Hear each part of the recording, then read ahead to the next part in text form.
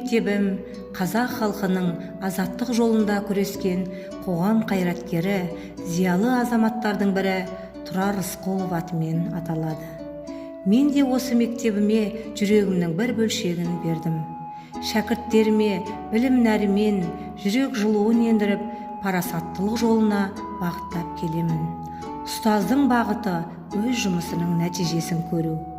19 жылдық еңбегімнің жемісі ол менің оқушыларым.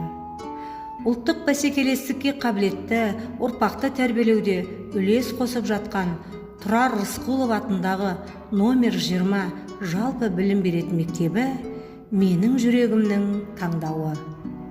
Бала жүрегінің күй сандығын ашу үлкен міндет. Қазіргі ұстазға артылар міндет, қойылар талап қатал.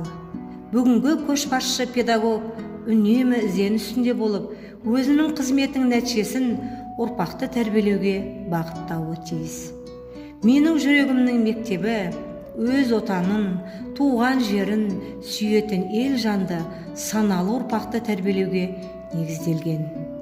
Мұғалімнің кәсіби біліктілігін шыңдаудың үздіксіздігі оның шығармашылық қабілетінің дамуы және педагогтық тәжірибесінің өсуі деп білемін.